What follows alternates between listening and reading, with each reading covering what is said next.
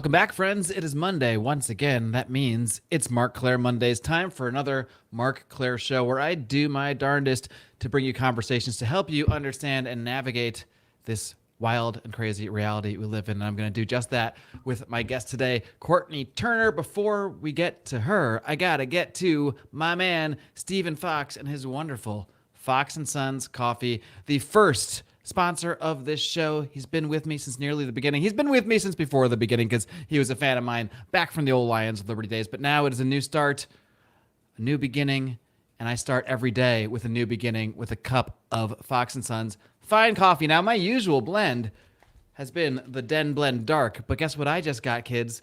We got a new one. It's the Costa Rica Honey Prep. So you got a lot of options on here now. I want you to do me a favor. If you enjoy this program and if you drink coffee, if you don't drink coffee, honestly, you probably could skip this one. Although you could still buy a bag for a friend, a family member. Head over to foxandsons.com, F-O-X, the letter N, S-O-N-S.com, and grab yourself a bag of coffee, almost on me, not quite on me. 18% of it will be on me because I'm going to give you an 18% discount by using discount code MCS. When you purchase coffee from Fox & Sons, you not only help my sponsor, you help yourself by getting great coffee at an extremely good price, especially for the quality of these beans. Trust me, you're going to be blown away when you get these things. You're also helping this show. It's the circle of help, the circle of giving, so to speak. So check out foxandsons.com. Best place and best way to support this show besides just joining up for Patreon or Rockfin or Subscribestar, where you will get the extended 90-minute version, as my supporters already have, of this conversation with Courtenay Turner and of every single episode of this program, including the smoke-filled room bonus segment where things get even more wild and more crazy. But if you don't want to do that, buying a cup of coffee, no, he doesn't sell cups. He sells bags from Fox & Sons is a great way to help the show, help the sponsor, and help yourself start your day right. That being said, it's time to start our Monday right with another conversation. Enjoy my talk with Courtenay Turner. With me today, she is the host of the Courtenay Turner Podcast. She is, of course, Courtenay Turner. Welcome to my show. Thank you so much for having me. How are you? I'm doing great. Thank you so much for coming on. I know you got a lot of pots on the fryer. I don't know the phrasing, but you got a lot going on, as do I. So I'm glad we could make this thing work. But Courtenay, you've been podcasting for I think about 2 years now. But before we get into everything you've been podcasting about, I kind of want to get to know the old Courtenay, so to speak. What were you like before you got into this podcast, and what changes happened in your life or maybe in the world that caused you to decide to take that route? Well, so yeah, my life was very, very different before I was podcasting. I was a CrossFit coach, trainer, and an aerial acrobatic performer and speaker. I still do aerial acrobatics and performing and speaking. In fact, I have an event that I'm doing with my friend, business partner, Scott Armstrong. We're doing it on June 3rd. So it's going to be kind of like a freedom festival, and I will be performing aerial acrobatics at that and speaking. And we have several other artists, comedians. I think we might have a magician lined up. So that should be a really fun event. How does one get into aerial acrobatics? I got to know a little bit more about this. I got into it because I tried out for American Ninja Warrior. Oh, cool. Okay. Yeah, they used to do it right there in Santa Monica. Huh? Yeah, exactly. On Venice Beach. Yep. So I have super small hands, and that's not very beneficial for grip strength. So I had to really work on my grip strength to compensate for lack of surface area. And I thought a really fun way to do it would be aerial. I saw people doing, the Silks and Cirque du Soleil type performances. And I thought that looked like just a tremendous amount of fun. So it's like, that's a great way to work on grip strength. So yeah, so I tried it back then and I kind of fell in love with it. And that was, yeah. So then I started. And that it was originally just to like get ready for American Ninja Warrior. Yeah. And so you didn't make it on the show though, I guess. I did not make it on the show. So I had, my ex-boyfriend at the time was a professional editor, and he made but back then the technology was very different. And so the file was massive, like so massive that he told me I had a 24-hour window the next day, 2-hour window on the next day. So 24 hours later, where if I wanted any editing done, that he could do it. So for overnight to send it to, some people, get some feedback. And so I tried, but I couldn't even upload it to my computer and get it to Oh render no. in less than 72 hours. It was that big a file. So there was no portal that would render in less than 72 hours except Facebook. Facebook wants all your data, as we know. So they make things really easy for you. And it was still 10 minutes to upload to Facebook. So that shows you how big this file Wow. was. And I made it private. I set it to private, but I sent it to 6 people uh, through Facebook Messenger, but it was still a private message. I got a phone call the next morning from my, at the time, producing partner, because I was an actress and producer as well. And yeah, my world was very different. And so he called me, but he was a lawyer as well. And he had known me for a long time. I had met him a decade prior, auditioning for him, actually. So he knew me really well. And he called me 6 a.m. because it was 9 a.m. in New York. I was in LA. And he tells me that he saw my video. And I said, yeah, I wanted some feedback, blah, blah, blah. And he said, no, like it's up, it's public. And I immediately start bawling. I'm like hysterically crying. He said, don't worry about it. Legally, you're fine. You say it's a submission video. He said, the worst they can do is not pick you. And he said, I have a feeling that's what will happen because your story, he said, for those who aren't familiar with the show, a lot of times they have kind of like this underdog and Right. you're rooting for them. They tell the whole story and then you're cheering for them to win. He said, but for you, knowing your story, I think it's more interesting just from a storytelling perspective to watch you do epic physical feats and then hear your story. He said the reverse is much more interesting. So he said, I just don't know that once your story has become public, how interested they're going to be in having you on the show. And he said, I'm only telling you this because it's super personal. And I've never, in all the time I've known you, heard you share your story publicly. So he said, I just didn't know if you wanted it up there for everyone to see. So, of course, I went immediately thinking I was going to rescind the video, and it had been made public. And back then, once somebody had it, on the public setting, you couldn't take it down. Like if I tried to take it down, it still could be shared through them because it was already on the public setting. So it had already been seen by 3,000 people, more than 3,000 people overnight.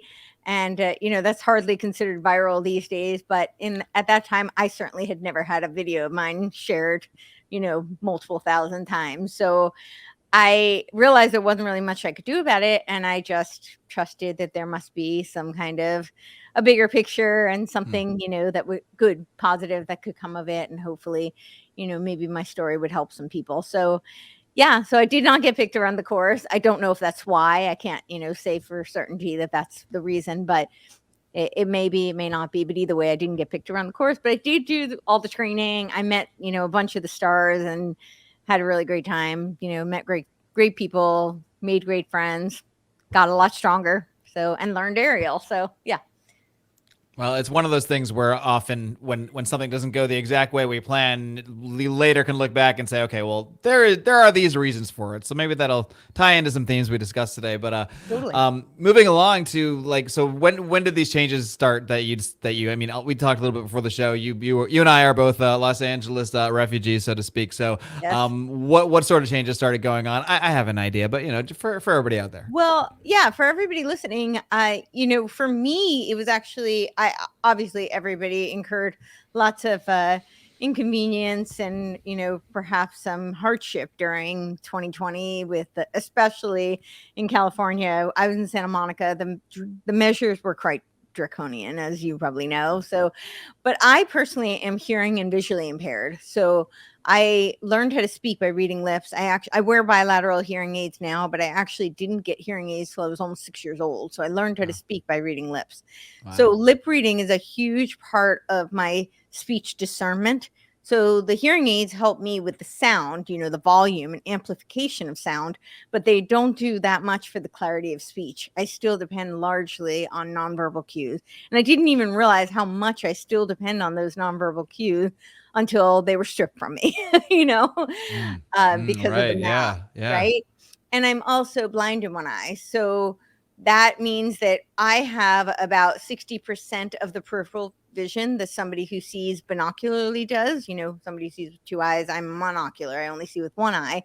So when I wear the mask, it further reduces my peripheral vision. And it was also creating chalazions because of the bacteria that was being trapped. When we exhale, we're expelling toxins A lot of people don't think about it this way, but that's actually what we're doing. We're expelling our toxins. We breathe in the oxygen, and that's bodily waste that we're expelling. And that was building up, and it was creating chalazions, which are like really massive cystic pimples on the lid of the eye I see out of. So it was really, it was a full on assault for you.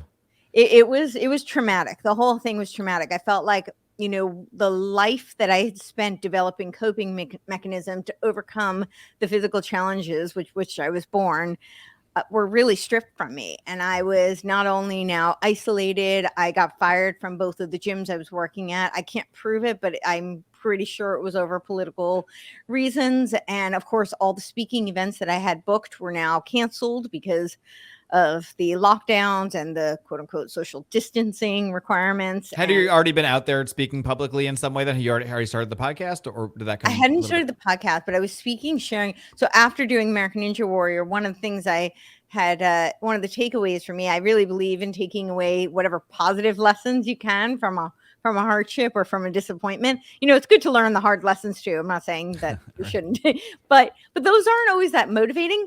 And sometimes when you're really dejected, disappointed, or, you've had a letdown from something where you had really high hopes, it's hard to just take those hard lessons and move forward. So I believe in looking at both. And I think it's always good to take something. There's always something positive that you can find even in really hard lessons. So one of the positive things that came of it was that so many people had said they were so inspired by my story. I mean, I had really, really like moving testimonials of people that, I didn't know who had watched the video talking about their kids who had been faced with a sentence of, that they would never be functional, or they had a terminal illness or a terminal condition, or there was a woman with cancer who told me that she started following my workout videos and she ended up overcoming cancer and becoming part of a study using physical training to help with cancer recovery.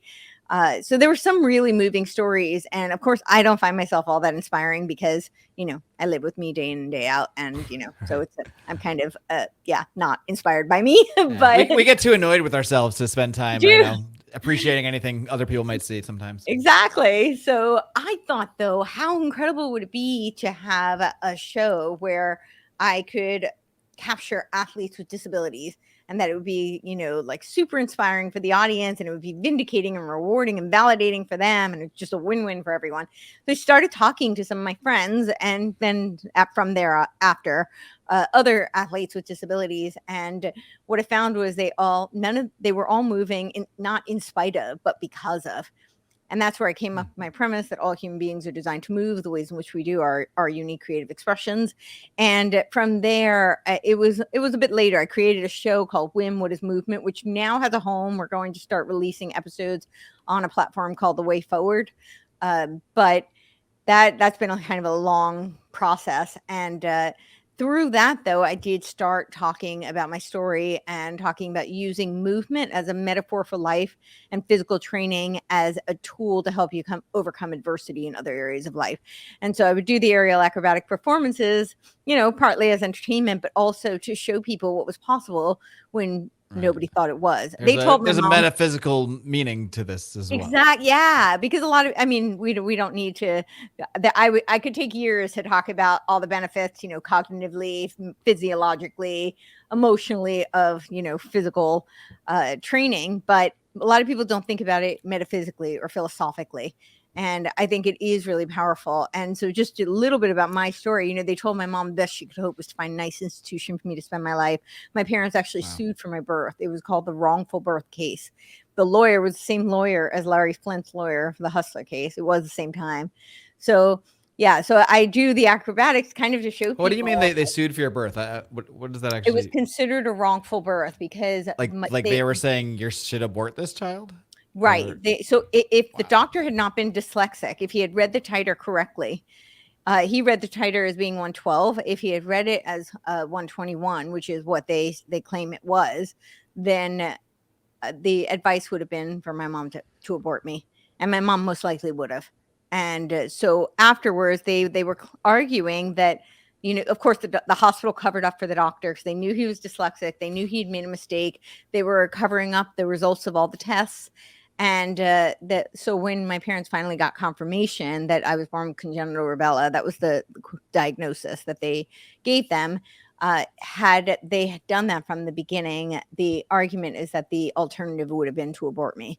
And so that was, yeah. Wow. So Wow. just to That's wild. clarify, my parents don't, I know my parents love me. They're not Yeah, sorry yeah. they had me, but Right. that was the angle that the lawyers took because they knew that there would be medical conditions that I would face for the rest of my life. So Gotcha. Yeah, yeah, that makes sense. Wow, that's incredible. Which makes where you are now, and I mean, even I can see why it would be a potentially appealing story for American Ninja Warrior had it not been released earlier. We don't need to go back to that. yeah, yeah. So with the podcast, I really started because so now I was incredibly isolated, depressed, frustrated, and I had started, to share some thoughts online because I felt like one of the problems, I've taken quite a journey in the past 2 years, but where the joke I make is that it took me a really long time to find the train station, but now I'm on the high speed rail and I'm trying to catch up. Right.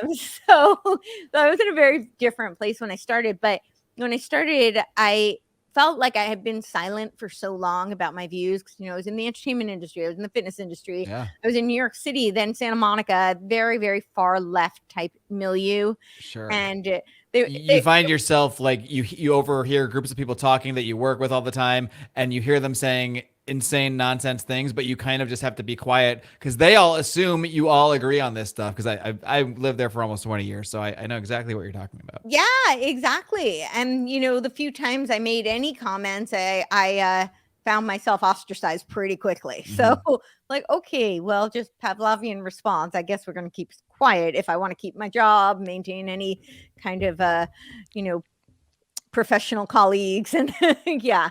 So I did for a really long time. I think I really I see that I jumped back in around 2011, during the Obama years, and I joined a bunch of groups, a bunch of organizations, but they were pretty much underground. One of them was FOA, which was so secretive that it was on the front page of the New York Times, but it was supposed to be an underground, like Hollywood conservative group, and I did join that, and through that I started writing for Politichicks. So there was a period where I was pretty visible in that space for a bit. And then of course when I was training and coaching, I kind of kept it a little bit more quiet.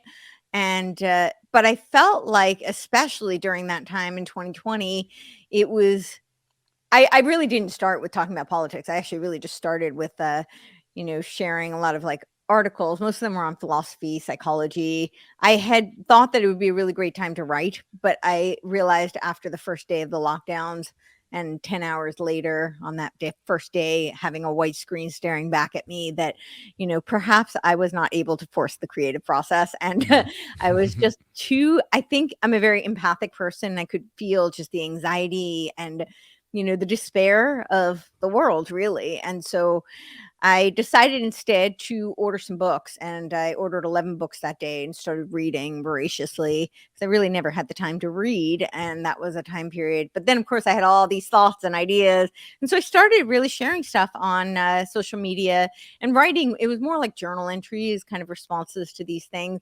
I didn't think they'd be all that controversial. They really weren't political at the time, although your worldview does seep through. So I guess people can, pick up on that. But it was really in the realms of philosophy, psychology. And but then I started to think that one of the problems I felt with people on at that time, I was thinking the political right, but really just anybody who's outside the mainstream narrative, is that they engage in autocritique. And I knew that didn't work out so well in the Maoist struggle session. So I was like, I don't really want to be a part of the problem. So I think I should start saying stuff. So I really started just sharing articles that were more topical, more current events type things. And of course, I made lots of enemies really quickly. And a lot of people started suggesting that I do a podcast. And the idea really terrified me at first. And of course, it took me 6 months to think of what I would even name it. Of course, I just decided to put my name, kind of like, I need you to start. But the reason I'm with you, man. I spent like weeks and I was like, you know what? Screw it. It's just my name. There you go. Just go. You like me or you don't. Figure it out. Exactly. And so I started it, and really I didn't know that it would end up being a quote unquote podcast, really what I thought was having naked face conversations with people might save my life. Right, Because right. I was so Yeah, wow. isolated and it was so frustrating. People were getting so angry with me because I couldn't understand what they were saying. I was going down to the liquor store every day, not because I wanted to buy alcohol, but because he would take off his mask, the owner, and he would have a conversation with me, minimum of 20 minutes every day. And I was so desperate for that. It's like met the up with one a friend. human that wouldn't mask Karen you about it, huh? Yeah, and I would meet up with a friend. We drove an hour and a half to go for a hike so that we didn't get arrested on the Oh my god. mountain, just so I could Yeah, have for conversations. people that live in places that were not Los Angeles, it can be hard to wrap your head around some of the things you're even hearing, like arrested on a mountain. No, they arrested a guy who was paddleboarding alone out in the ocean. So that's Yeah, how insane it was there. That's probably why neither of us are there anymore. exactly. So yeah, so I really started it just I was like, I want to be able to talk to people, have meaningful conversations, and maybe I'll record them, see what happens, and maybe I'll release them and start a podcast. But that's really how it started, and I ended up really enjoying it so much and found it so fulfilling, and other people were really enjoying it. So I said, okay, well, I guess we're gonna keep going. Maybe I'll buy a microphone. All right, so I know at first you weren't necessarily thinking I'm gonna do this political podcast. Not that you're not entirely political No. necessarily, but like you said, it all kind of seeps everywhere. When did you start like steering in the direction of okay, yeah, this horrible thing, this COVID, this lockdown stuff is all happening around me? When did you start digging deeper into what is behind all of that?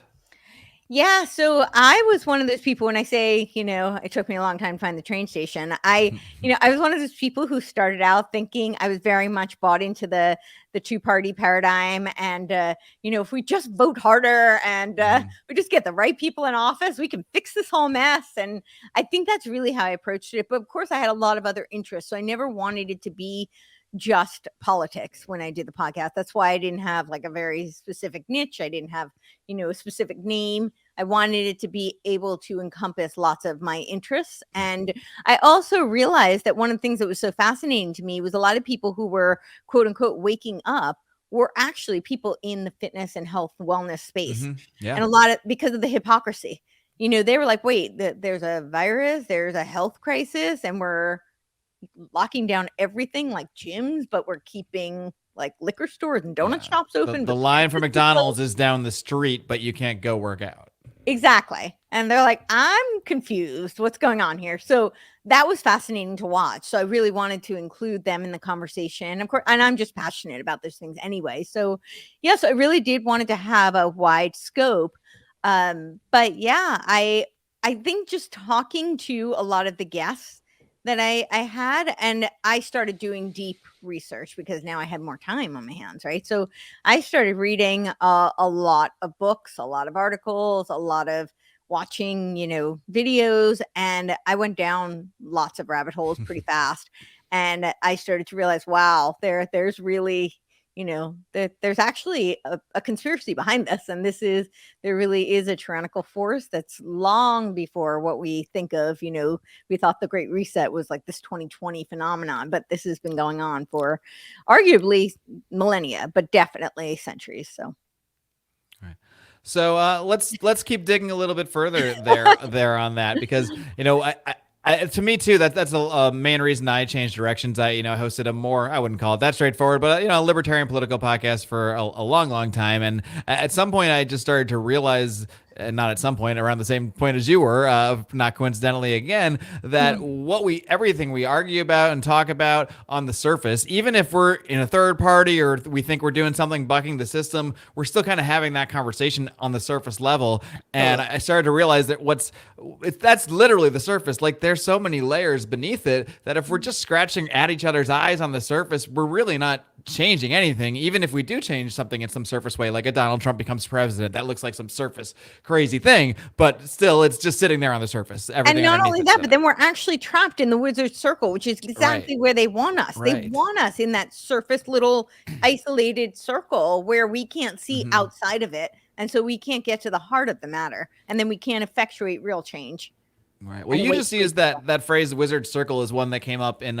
You did this incredible, epic podcast in person, which is even more amazing, with Jay Dyer, James Lindsay, and Stephen Coughlin, I believe is his name. And that was a phrase that came up quite a bit. So maybe for people new to this stuff, maybe you can dig into just what that is, and we'll see where we can go from there. Yeah. So it really stems from the Hermetics, and they're alchemists, and they literally believe, I'm gonna make this a bit reductionistic and simplify it for people who don't have the philosophical framework. So obviously the jargon's going to be pretty simple, and I'm not going to go into it would take me a long time to unpack the entire philosophical framework from which I'll link to those interviews you did, because they are hours long, and they were really hours long. Yeah. And I've done many of them. I mean, James and I have done several. I think I've done like 6 or 7 with Jay Dyer. I did a 4.5 one with 4.5 hour one with Stephen Coughlin. So yeah, there's a lot to unpack there. But just to give you a general gist, these people are alchemists, and they literally think that they are casting spells.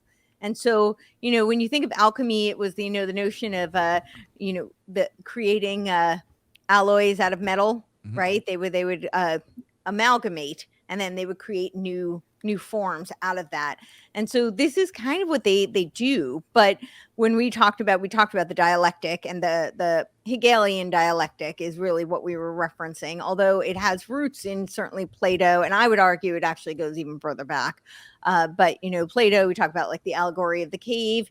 You have the intelligible realm, the unintelligible realm, and then you have the dividing line. So Hegel was he really kind of took a hybrid of Plato and Kant. This is how I would see it. He's famous for saying thesis, synthesis, antithesis. And that's, often it's translated in modern day to like problem, reaction, solution. And the solution, of course, is the solution they want to advance and they want to put forth. And it's usually not a solution that's beneficial to humanity. But that's typically what we think of. But really what Hegel talked about was the abstract, negative, and concrete.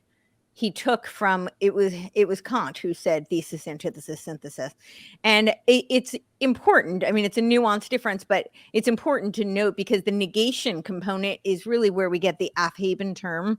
And that, for those who are familiar with the Frankfurt School, that's negating culture. So the term Afhaben is a very paradoxical term, because it literally means to lift up while destroying. And so we see this with the culture, Afhaben to culture. They'll keep the framework, the name of something, but they destroy it from within.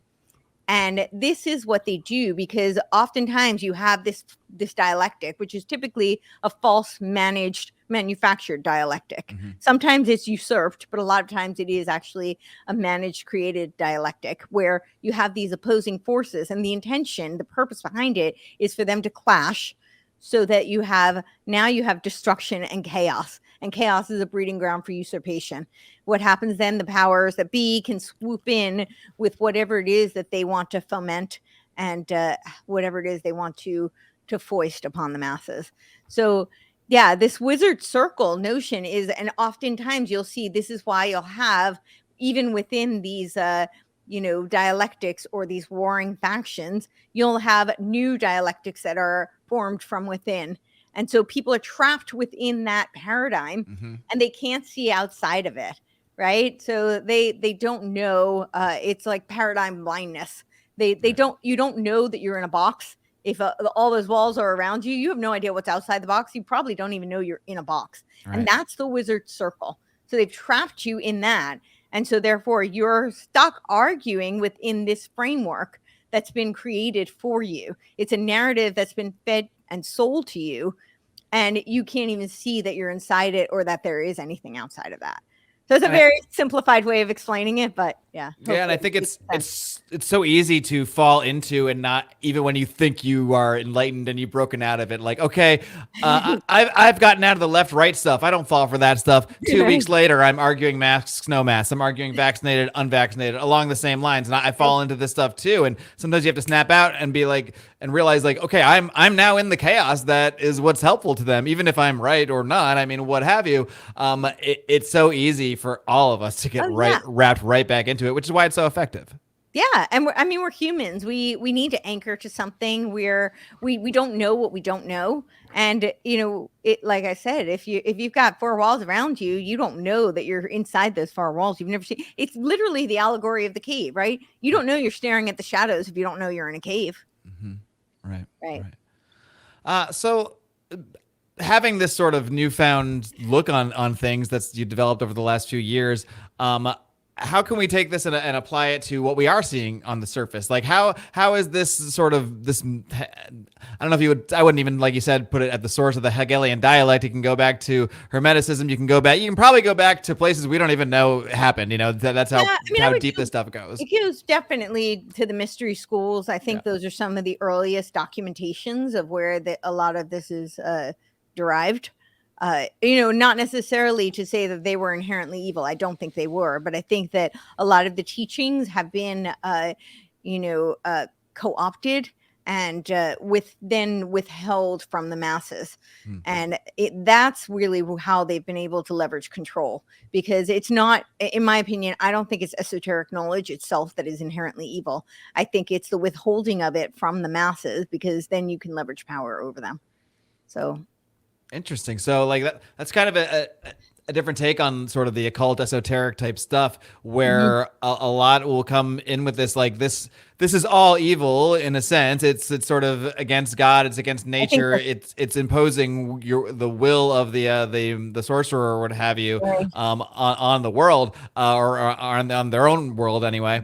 Right.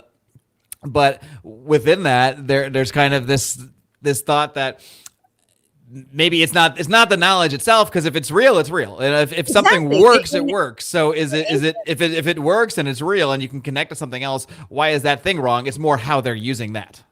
Yes. For instance, like sacred geometry. Sacred geometry reveals a lot of truths about nature. So I don't think sacred geometry itself is inherently evil, but I think that what's happened is we now have Common Core. Most people can't do basic geometry, let alone understand sacred geometry. And I think that is intentional by design, because if they can dumb down the masses and they can withhold that information and that knowledge and access to even be able to ascertain that knowledge, they can control you. You are much more susceptible to mind control, to manipulation, and to being forced into a feudalistic enslavement. So do you think like some of this knowledge, like Hermeticism and other things that are sort of lumped in there with the occult, perhaps like the perspective that it's necessarily bad is more of a perspective of looking at who's been utilizing it and why, and perhaps correctly, because they do really bad things, but within that maybe there is actually like good there. It's not necessarily the knowledge itself. We could even use the knowledge itself if we weren't perhaps so dumbed down to not even be able to comprehend it. I'll give you a couple of examples just to make this really tangible and practical in modern times. So one would be like the knowledge of frequencies, right? So a lot of people may be familiar that they changed the frequency of music and radio to 440 hertz from 432. 440 is a negative frequency and has a negative impact on humans, whereas 432 can be very healing, elevating. They know that music itself has the power to effectuate change on the cellular level, and it can be very positive. But any tool that's powerful can be used for positive or for negative.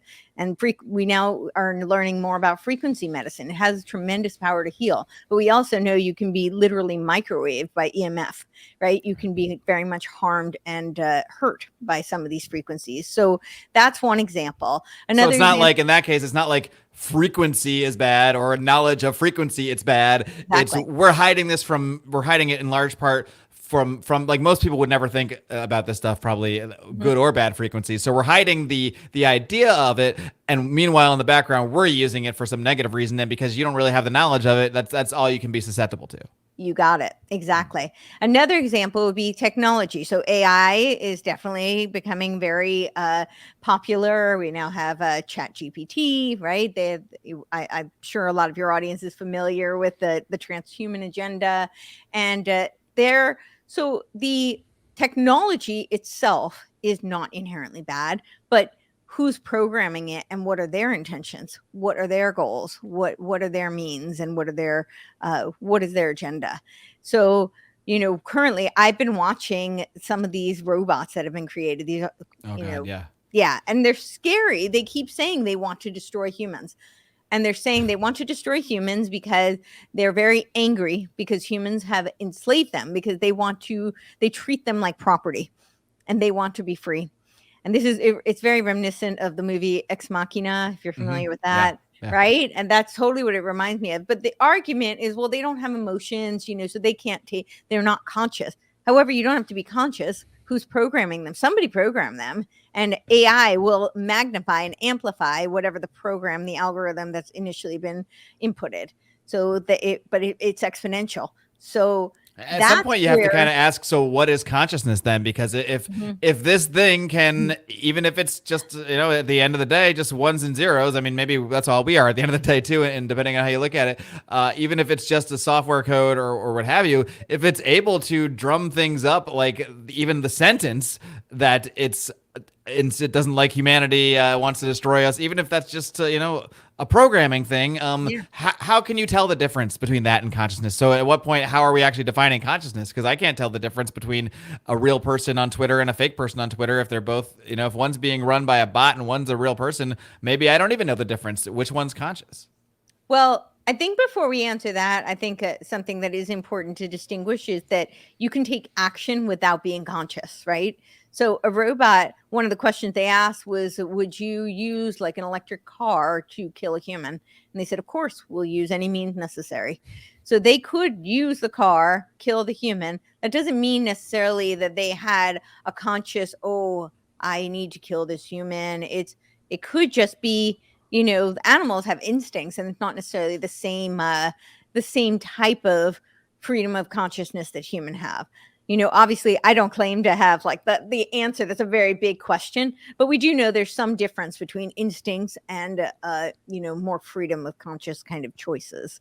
So in terms of what is consciousness, I think that's a pretty big question. I That's like a spent 7-hour podcast at least on its own. Yeah, yeah, but I would say that there is a difference between, an action and a response, and a conscious decision.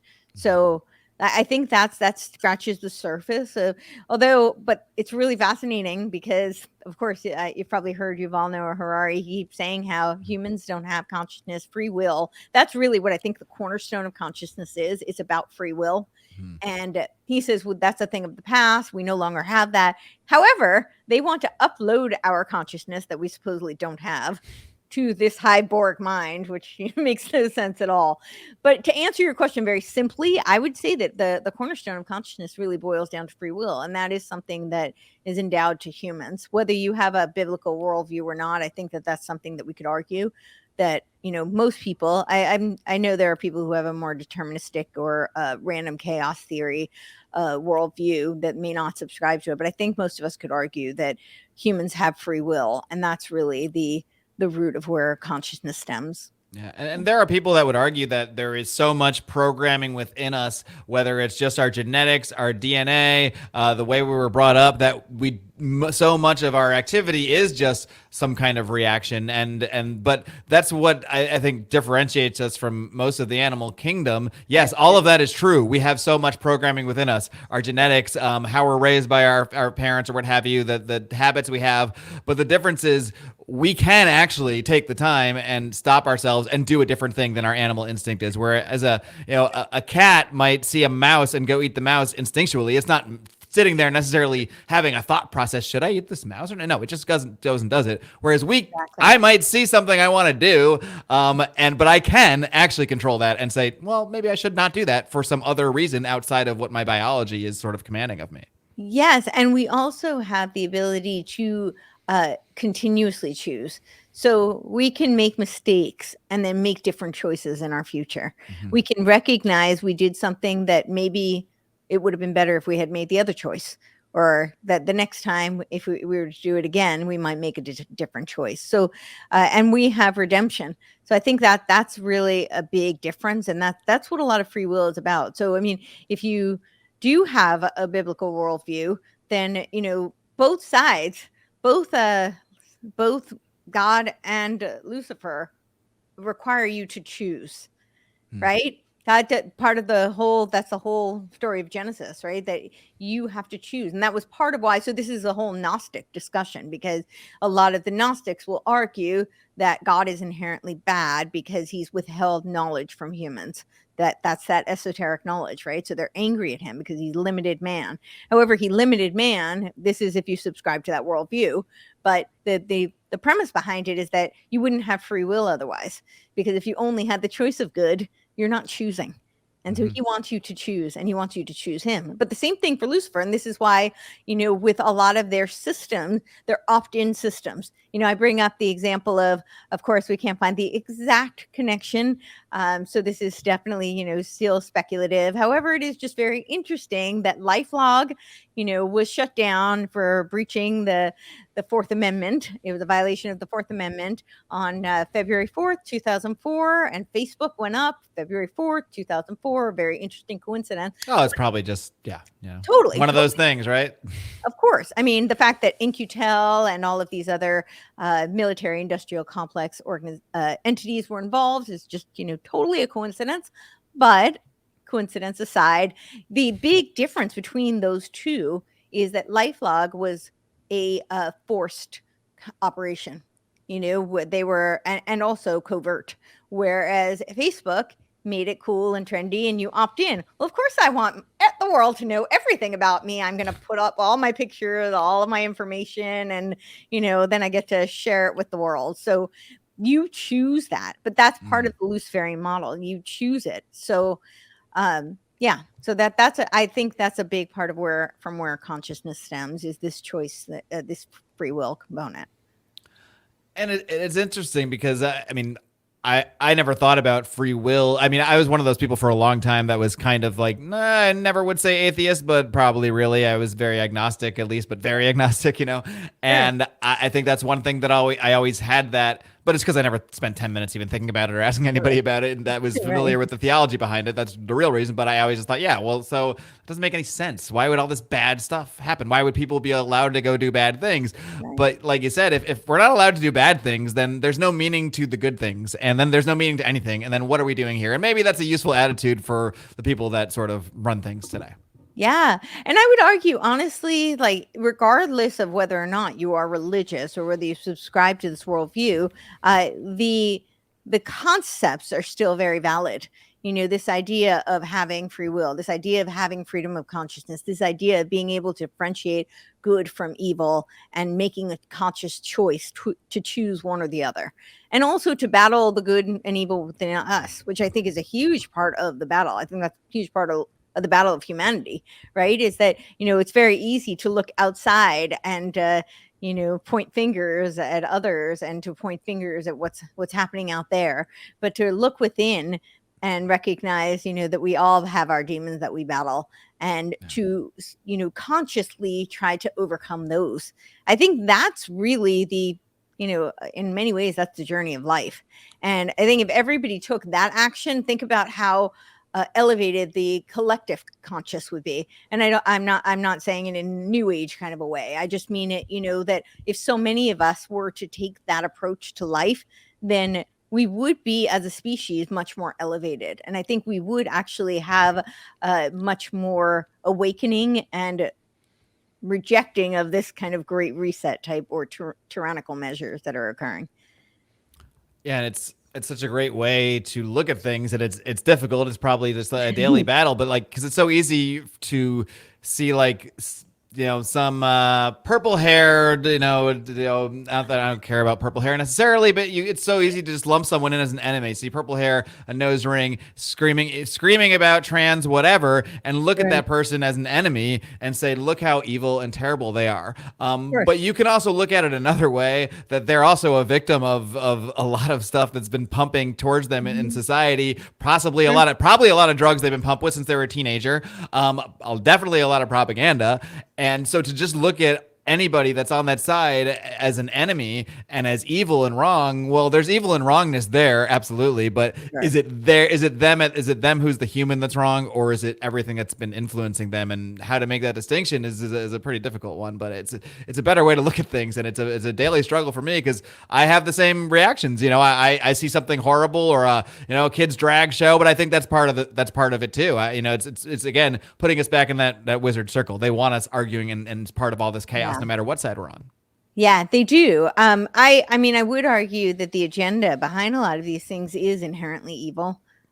So would I. Yes. Yeah, right. You can. I more mean like, of course, the people behind it are Yes. just straight up evil. Yes, but I more mean like the average person that's caught up in this thing along the way. This is what I always say when, we can. I mean, the programming, and that's one of my, like, in terms of research, one of my passions is really just the psychological warfare tactics and the social engineering of the masses. But I think that with individuals, it's you don't, because people always ask, like, who's driving all of this and what.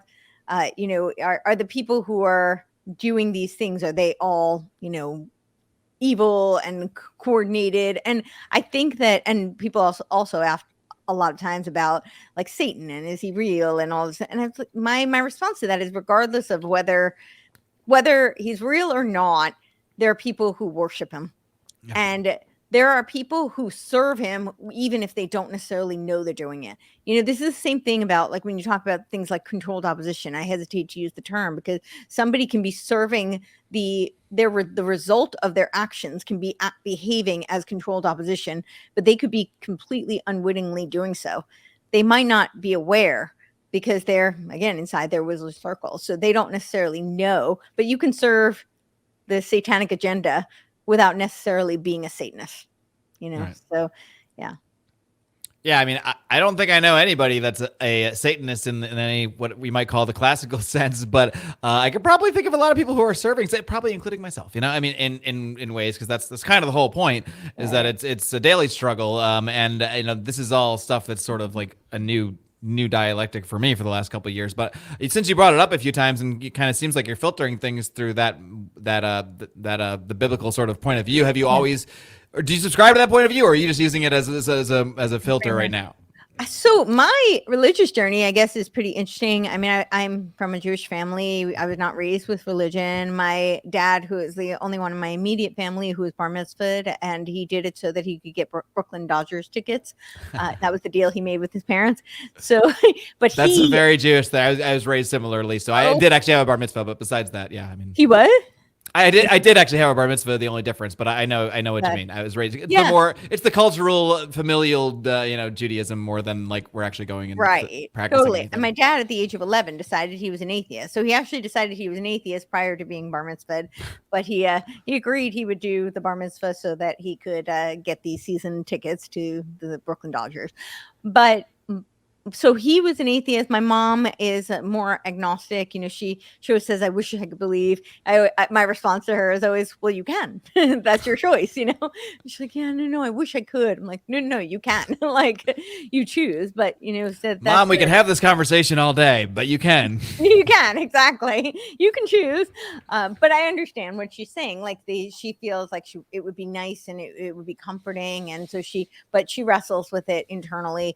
For me, so because I grew up with that, and when I was about 9, came up with kind of my worldview, because my grandfather, who was very much like a surrogate father to me in a lot of ways, my father was there alive and very present, but I was very, very close to my grandfather.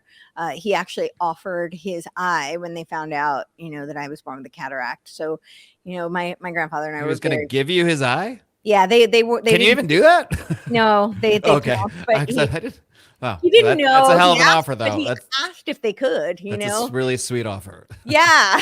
He was like, it served me, and he had beautiful eyes. So, yeah. So that's just to give you a sense of like how close we were. Yeah. And when he passed, I really wrestled with, I guess kind of the big questions, the meaning of life, and is there a God, and all of those sort of things. And the worldview that I, came to, that resonated for me was much more aligned with kind of a quantum physics type of a premise. But I didn't know that at the time. I wasn't like, read up on quantum physics, but that now looking back on in hindsight, that's really kind of what resonated for me. But in over the past 2 years, I've definitely been much more immersed in reading. I'm actually in a Torah reading group currently. And I don't know. I don't know that I have like a specific, the one conclusion I've kind of come to is that I do feel like there's a lot of evidence for a creator. That seems to really resonate very strongly for me. I don't think the random chaos theory makes a whole lot of sense. People used to argue that I used to hear people argue that there's, equal evidence on both sides. And actually now I feel like that's actually not true to me. I think that there is more evidence to support the theory of there being a creator, because so many things are just not random at all. And so that resonates, but I struggle a lot, just to be really honest, with very organized formal religion. That, because I see with all the research I've done, the tops of all of these institutions, it doesn't matter whether it's religious institutions, churches, synagogues, mosques, it really doesn't matter what religion it is, what government it is. The tops of them are all super corrupt from what I can see.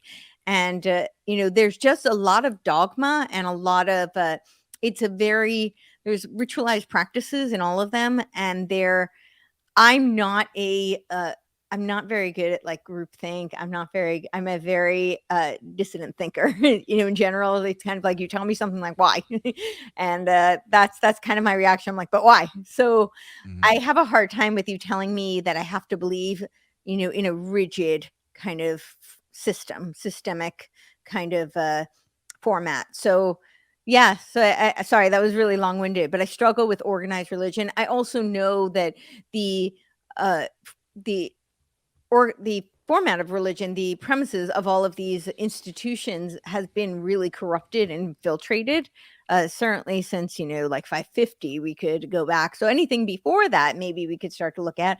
But there's also just so much truth. What's the significance of 550 specifically? That wasn't that Constantine when with the Vatican, I want to say, when they redid a lot of the books.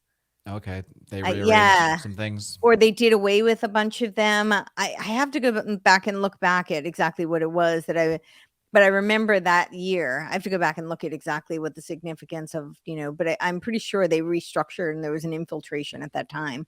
So, but I know regardless of that year, there's been so many different periods where there's been, infiltration. We can see it today, where, a lot of the original, even just studying the original text, so many of the texts have been removed. And why have those texts been removed, and why are they not part of the mainstream biblical readings today?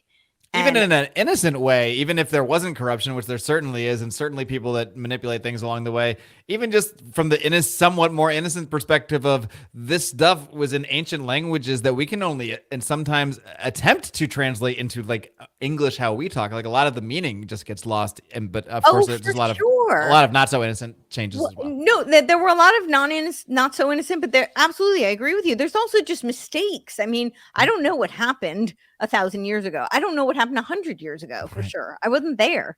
And now people are arguing about what happened 2 years ago or in the last 2 years. So, I mean, I think the COVID stuff and all of this stuff opened up a lot of things to me. Like, we can't even agree on the present. We can't even agree on what's happening right now. So how can we possibly know that 2,000 years ago, 3,000 years ago? Exactly. But the other point I did want to make was that even when you look at now, of course, this is the big question, because we have the recordings of the Bible, the actual written Bible. But then, if that's the worldview you subscribe to, then you would argue that predates the record that we have. However, we have records of a lot of belief systems prior to that recording. And there seems to be common themes among all of them.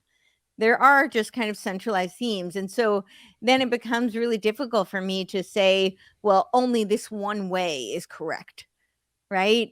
There must be some kind of absolute truth that we as humans are still trying. There's so much we just don't know. And there's so much we're trying to figure out, and we're piecing together or cobbling together these, artifacts from history that, there's lots omitted, innocently just left out. There's a lot lost in translation, as you pointed out. And then there is corruption on top of it. So Sorry, it was really long-winded, but Well, it's I a just lot of factors. Yeah, I mean, that's what makes the whole picture even more cloudy. And that's, I think, I've always been someone, and it sounds like you're kind of similar. That like I always want to get to the truth of things, the yeah, truth of the matter. And I think the hardest thing along the lines of some of this stuff is, yeah, there's people and things that will be said that I'll hear that will ring true to me, and I'll think to sure, myself, this feels kind of true, but it's right. hard to really know that, and that can drive you nuts if you're someone that always wants to know the truth. Like, Yeah. And when it comes to religion, there's just so much dogma, and it's so like it's one way, and that's hard for me. So, there are certain aspects of you know, I think, Judaism, just because it's older, there's a lot of aspects of it that really resonate for me. Certainly, now that I'm reading the Torah, I think the Bible, regardless of what your worldview is, whether you're a complete atheist or you subscribe to a belief system that's completely foreign to it, is a very valuable text. There's just tremendous wisdom and morals and knowledge and information that's imparted in it. I don't think that any harm can be done by reading it. That doesn't mean you have to take it as face value. I know some people do, and I respect that. But I think that, some people treat it as a literal word, and some people it's a more of a guide. And I think either way it's beneficial. So so for you, are you kind of just in the place where you're finding the value in I'm stuff where I'm you see it? discovering. I mean, Yeah. I'm on the journey. I mean, I'm really just on the journey. I don't claim to have. I know there's an element. Part of religion is having that faith. It's a blind faith. Hmm. Certain religions that Judaism actually asks you to question everything, including the existence of a God, including the religion itself. And that's kind of where I'm at. I'm in that space of I'm trying to learn, I'm questioning. The notion, as I said, of a creator seems to resonate with me more and more. As certainly over the past few years, it's resonated much more. I will say that regardless of where I'm at, it does look like the Bible seems to be playing out. Now, that could be because there are actors who are fomenting it and wanting it to play out, and it could be because it is, the predictive text. I don't have the answer to that, but either way, it seemed pretty evident that it's playing out as written. So You mentioned something pretty important, I think, to sort of looking at things, looking beyond politics anyway, and that is that, because a lot of people, the last stuff I dive into on this show is more looking at some sort of occult stuff, esoteric type stuff, like we've talked about, but not necessarily in the sense like, at least that's not my intent anyway, is like, look how weird this is, or look how cool this is, or something. It's more like, this is what people believe. And you kind of mentioned before, like, you don't have to believe in it yourself. You don't have to think that there's a god Moloch that if you sacrifice babies to, they'll give you power. You don't need to think that stuff, but you at least need to recognize, if we're going to actually get to but what's behind all the politics here, you have to recognize that other people do, and they clearly do, and they clearly act on that belief. And I think that's a hard bridge for a lot of people to cross over to, because to take that step, you have to actually sort of embrace like some weird stuff. I don't know how else to put it. You have to embrace the Bohemian Grove. You have to embrace spirit cooking. But to not embrace it, I've never seen anybody really deny that stuff. They just kind of poo-poo as conspiracy, because it's almost the only way to cope with it if you're not gonna be able to have that good and evil, grapple with that good and evil question in your mind. I think that's what it comes down to, is that if you actually look at this stuff and you want to grapple with it, you have to grapple with that bigger question of good and evil, which is a tough one sometimes. yeah, I think it is really tough for a lot of people. And I think it's also really dark. And a lot of people don't want to look at that. They don't want to Yeah, they want to acknowledge. go to the barbecue and like do what's best for their kids and get them into school, and I don't blame them. But I mean, yeah, Yeah, that's sure. it's not me. I definitely delve into some pretty dark stuff. Mhm. I have a bunch of categories, I guess, on my podcast, and one of them is the satanic ritual abuse. I've interviewed many Mm. survivors, and one of the reasons I think it's so important is because, of course, first and foremost, we want to be able to help the victims. We want to protect the children because it's very real and it is very, very dark, and it's if we can do anything to help them, I absolutely want to. But I also want people to understand that they're not impervious. This affects everyone, because this is kind of it's the underpinnings of what's driving the world right now. This is what's driving the battle. I do think it's a spiritual battle. And as you said, regardless of whether or not you believe that there's a Satan, there are people who really do worship and really believe that they're going to achieve power through black magic. And so therefore they enact rituals, they bargain with the devil, quite literally. And that's why we do have things like Bohemian Grove, where they leverage power. It's an actual field, the science of leveraging power. And this is why things like blackmail are so effective. This is why secret societies exist, because they're effective. This is why the pedophilia agenda is so rampant, because it is a way of leveraging power and leveraging blackmail over people. So it's really important for people to understand that also they utilize these tactics which induce trauma-based mind control. And these are things that have become weaponized against the masses, not just specific targeted individuals. So do you ever think that, even because this is as someone who's sort of been in the, I guess, conspiracy world for a long time, not in what I do in media wise now, but like just in my own sort of free time, I've been down all the rabbit holes. And I, not anymore, because now I've tried to look at things a lot differently, but there was a time when you learn about so much evil and so much bad stuff and go down so many rabbit holes, and you start to think, how can there be, and you can really get to a nihilistic place with it if you're not careful. And especially a lot of the topics you've covered with the satanic ritual abuse. I mean, stuff like that is so dark. So how do you, as someone who's like really deep diving this stuff and brushing up against the darkness, I guess you could say, how do you deal with that, whether it's spiritually, psychologically, emotionally? How do you keep yourself, because you seem like a very positive person, so I don't feel like you're falling into the abyss here. How do you keep yourself sort of on the up and up? I feel like people ask me this all the time, and I'm a happy person. I have faith in humanity. I don't really know that we have much control over. So you do have some faith then, right? Yeah, I do. That's a leap of faith. I have faith in humanity for sure. And I mean, I guess I do have some sort of a faith in the outcome of the world. I don't know that we have much control over the outcome. I just don't know. But I really believe that a noble cause is always worthy of fighting, regardless of the outcome. And I think as humans, it is our job to do what we can to shine light, to bring goodness, to bring the awareness. So I don't know. I feel like you can only control what you can control. And I think that knowing the dark, it makes you appreciate the light so much. So, right. It's like if you've had really deep pain, you also know really tremendous joy. So I think it's, I'm just not a surface person. I'm a very curious person. So it's, for me, I don't get caught up in, I mean, it can be hard, especially if I'm hearing somebody's personal story. I can get very emotional and have tremendous empathy for their experience. And of course have a, deep sense of despair for what that means for the world. But ultimately, I feel like there's a light as well. People often use the term spiritual battle, but I think very few people really grasp that means if they're often focused on one or the other. It's like the white hats have it, they're in charge, or, the dark forces are running the world and it's all doomed. And if it's really a battle, then that's not true. The truth is that they're both forces are fighting. Both have to coexist.